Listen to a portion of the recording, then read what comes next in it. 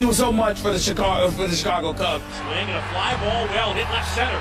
That one way back there. That one is gone. He just reached out and poked it. And the Cubs are done. Swinging a ball driven in the air center field. That's well hit. That one on its way, and that one is into the bleachers and gone. Hasta la vista, baby. The right-hander kicks and fires. Right there, got him looking, and that is the ball game. M-E-T-S, Mets. That's for you, Jeff. See what I have to put up with. DeGrom-ination. Jacob DeGrom threw 7 strong innings. Daniel Murphy homered in his 5th straight postseason game, and the Mets took a 3-0 lead in the NLCS after a 5-2 win last night. The only team in MLB history to come back from a 3-0 deficit is the 2004 Red Sox. Stephen A. Smith. I remember that. Wait, they came back on the Yankees? Was that right? Yeah, they did. Okay, go ahead. That might be the worst. Yeah, that might be my worst moment I would imagine. in sports ever. Yeah. Really? Ever. It broke my heart. Okay. I was depressed for weeks after that. I really, really was. But let me say this. You don't need to ask the question. We all know what the obvious question is. Is the series over? Is the series over? Of course it's over.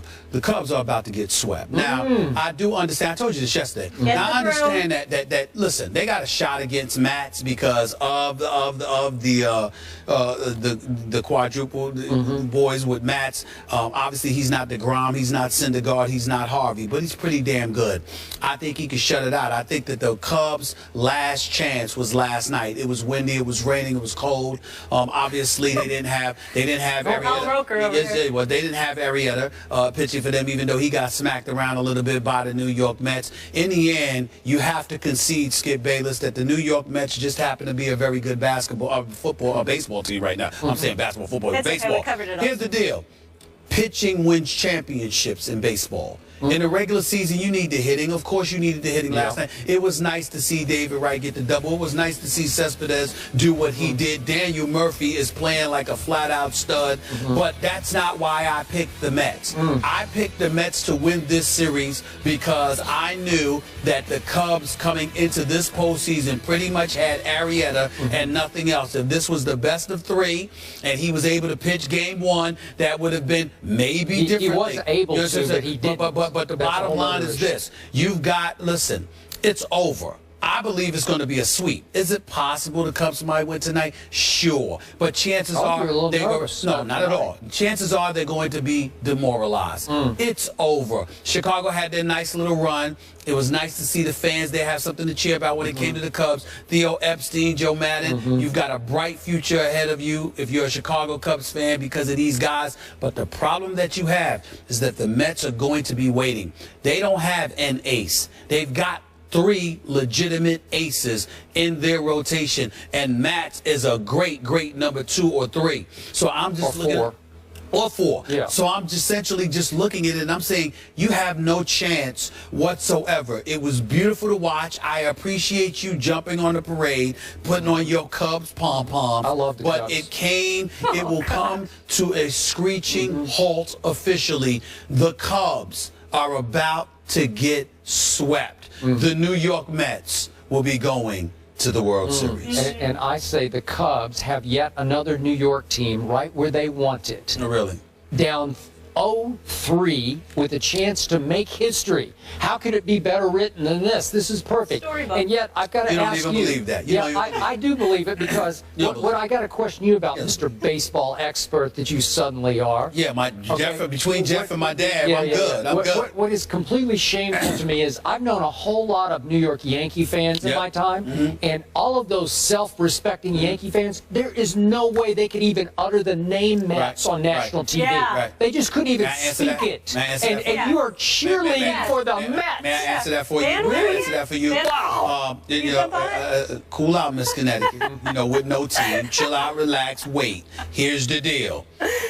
It's really nice that you would bring that up, Skip Bayless, because most fans are not as forward-thinking as I am. They are caught up in the moment, and they're very frustrated. I must admit, it was nauseating to see Alex Rodriguez smiling ear to ear after the way he performed in yet another postseason, breaking the screen, throwing a football at Jay Glazer. That's about how he threw in the field during the season, especially the postseason, but that's another subject for a different matter. And I love me some Mark Teixeira. It was great seeing him here with Mike and Mike, but But damn it, I'm tired of seeing him smiling in the postseason when he's always hurt when we need him most. And I love Mark Teixeira, but damn it, I needed you out in the field. Having said all of that, let me say this. I am a forward thinker. And to the Yankee fans out there, I am one of you. I'm diehard. I have not betrayed. Daddy, I have not betrayed you. I am still diehard Yankees. Here's the deal. What is the ultimate source of inspiration for the New York Yankees? If you have a scintilla of Steinbrenner, meaning George Steinbrenner, the late George Steinbrenner, the former owner for the New York Yankees, God rest that wonderful man's soul. Here is the deal. What is the ultimate source of motivation? If the New York Mets win, it will prioritize and elevate the level of urgency for the New York Yankees.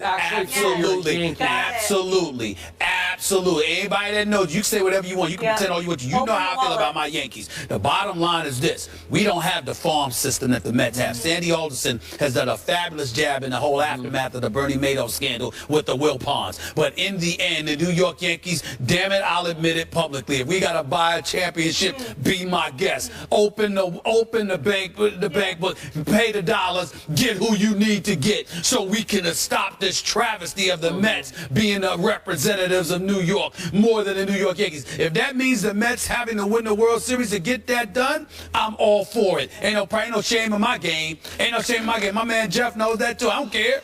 Okay, whatever it takes. As the late, great former Mets manager Yogi Berra once said, it ain't over until... It's over. It's completely over. I promise you the Mets will not depart Chicago without the National League pennant. It is over. Yes. Y'all can sit up there, Chicago. Love y'all. Great sports town. Sayonara. Turn out the lights. Oh, gosh. More the first take over. That's gone married. They say that all... First Take is brought to you by Extra. Give Extra, get Extra. Our next guest led the Baltimore Ravens to victory in Super Bowl 35, where he was named Super Bowl MVP, and again in Super Bowl 47, a three-time Pro Bowler and three-time AFC Defensive Player of the Year, and now, of course, an ESPN analyst and an author. Your new book, I Feel Like Going On, Life, Game, and Glory. Welcome to the desk, Ray Lewis. Thank you. Pleasure to see you guys. Look, man, we running out of time, so let me get right to it, okay? Why this book? Why now? Yeah, everything got quiet. I retired. I let the story die down, everything, and I think now a lot of people seen my story, but nobody's ever told my story. And so I think with all of the requests and all of the things that I've been asked to do, man, from the cancer patients to people suffering with this, people suffering with that, it's like my opportunity to just say, you know what? You may have seen part of my story, but I promise you, if you keep going, you know, there's glory on the other side of it. So I thought it was appropriate time. Okay. Pardon the harsh transition here, but we got to talk some football, and we're about out of time. Yeah.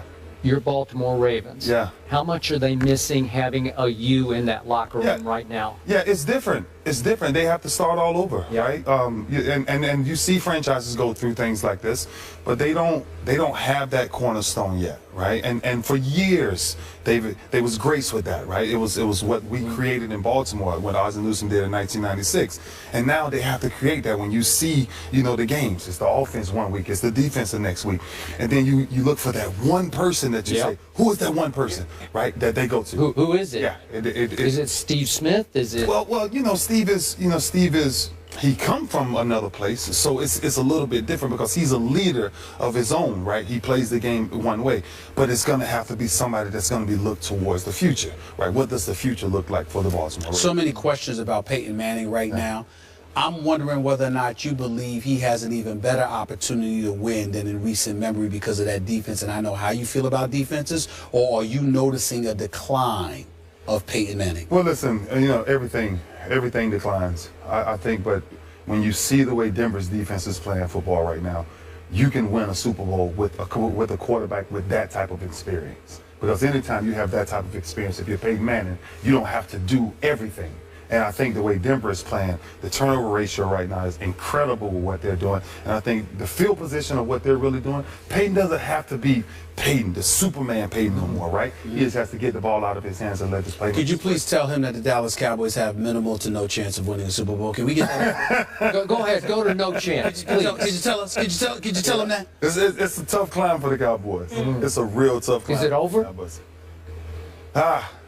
You know what? You never know when it's over, right? And I always say that. Who do you pick? Who's the Super Bowl champ? Who do you have fun with? And I always say, listen, playoff time is always gonna be the team that gets hot. What about Seattle? Because I'm wondering what I've been seeing from them, and I'm seeing their defense is fragmenting, and you always talk about defenses needing to be together. I don't see that in Seattle right now. Yeah, it's all communication, man. And when you think about, those type of defenses, right? I just had this conversation. One of the guys responded about the difference of good and great defenses, right? Good defenses can really be good for a year or two and things like that. But when you start to become great, the players take ownership of the defense, right? And you don't have to. It doesn't turn out to point finger. No, me and Rod Wilson, we ain't finna point fingers. No, we finna say, listen, tight end come up the seam, you gonna take him right now, I'm gonna close to this. Yes, you're gonna communicate with all of that. But when you see the miscommunication that's going on, I think it's something I don't really know where to put my finger on. You were instrumental in getting Cam back in the fall, Cam Chancellor. Yes, sir. And a lot of people began to view him as a savior for that defense, which I thought was a little unfair to him. Would you agree with that? How he's the boom of that defense. Yeah, he's definitely the mentality of that defense, right? When you think about Seattle and everything that they do, he brings fear when it comes to how is that defense looked at. But when you talk about the savior of that defense, it's just so many other pieces, so many unsung heroes. I think they have one of the greatest 4, 5, 6-man rotations from their defensive line that really makes them a dominant football team. What were your thoughts about Chip Kelly when you heard all this news in the offseason, a myriad of complaints that we don't even have enough time to get into, but you heard what you heard about Chip Kelly in Philadelphia, and then you saw them perform. What are your thoughts about what's been going on in Philadelphia and what's going on there now? I think my real thoughts is I would love to sit down and ask him, like, when you made that transition to get rid of all of those people, right? How did you convince DeMarco Murray to come here? How did you convince someone to go from that style of running north and south to now east and west? Because I think Philly doesn't move without DeMarco Murray. And I think, Sam Bradford, I don't know if he's ever that guy, right? We don't know. He calls him Sam Badford. Yeah. Well, that's what he was the other night. Yeah, and so I just think it's an identity, right? When you release all of those people who were Philly, picked, and now you bring in a bunch of journeymen here, there, add them in. I don't think that formula works. Just last quick question, quick answer. Do you still believe that Tom Brady cheated and lied about it? I tell you what I do believe is I believe that there's certain things that New England, no matter what they do, they will never be able to get over. Because it's factual enough, right? You're going back in the past. all the way back, all the way back, and the history of who we are, right, as players, coming all the way. Tuck Rule, Spygate, all of it, and that's forever throughout his career. He can say what he wants to say. They can say what they want to say, but he will always follow them. Okay. 13-time Pro Bowler. When you have as many accolades as you do, it's hard to mess him up. I apologize. Yeah. The beauty of it too is that this is my brother right here, so it's good to see him. And as big as he is, it's nice to know he never want to hit me. He want to protect me. Ray, thank you so much. This is in stores now. You can pick it up. I feel like going on. I can't wait to read it. Appreciate you. Absolutely. Have a fun day here. Yes, all right. ma'am. We'll see you.